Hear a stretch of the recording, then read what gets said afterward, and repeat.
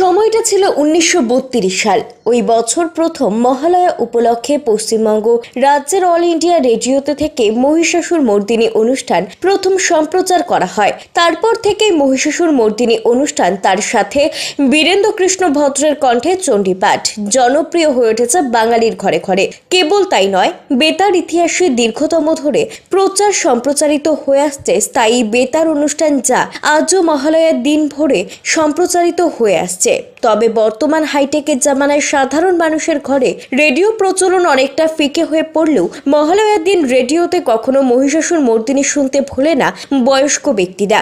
যে কারণে গত এক বছর থেকে বিনা আওয়াজের বাড়ির এক কোণে পড়ে থাকা এই ইলেকট্রনিক যন্ত্রটি রিপেয়ার করতে এবং নতুন রেডিও প্রবণতা নজর কাড়ছে জলপাইগুড়িতে। স্বাভাবিকভাবেই দোকানের কর্মীরা নাওয়া খাওয়া ভুলে রেডিও ঠিক করতেই এখন বেশি ব্যস্ত। জলপাইগুড়ি শহরের এখন হাতে গোনা 2 থেকে 3টি দোকানে রেডিও বিক্রি করা হয়। এই দোকানগুলিতে খারাপ রেডিও ঠিক করার জন্য দিয়ে যাচ্ছে শহরের বিভিন্ন এলাকার মানুষজন।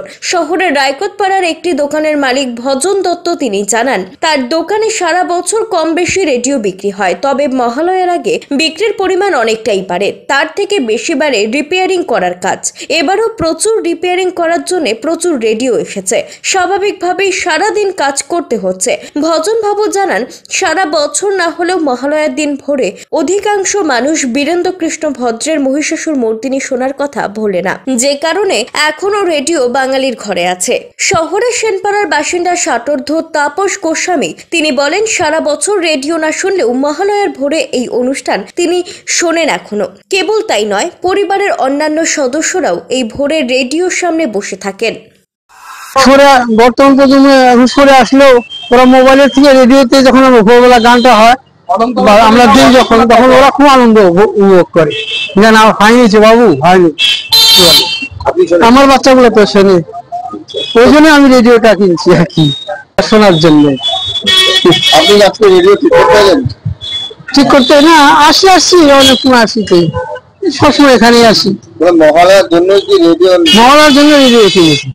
শহরে বা গ্রাম অঞ্চলে বেশ ভালোই রেডিও চলে। আমার এখানে তো বরাবরই রিপেয়ারিং হচ্ছে, নতুন বিক্রিও হচ্ছে।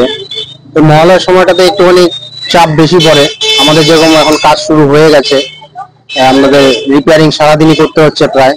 তার সাথে সাথে নতুনও মাল বিক্রি হচ্ছে। নতুন প্রজন্মের যারা আছে, যারা রেডিওটা কোনোদিন দেখেইনি, তারাও যদি একবার শোনে তাহলে পরে তারা ওই মোবাইল ছেড়ে রেডিওতেই শুনবে।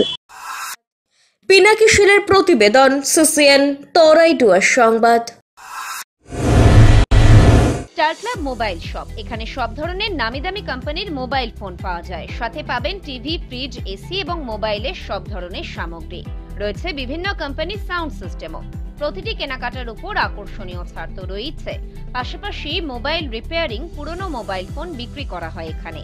এছাড়া যে কোনো ব্যাংক থেকে আধার কার্ড দিয়ে টাকা তোলার বন্দোবস্ত রয়েছে।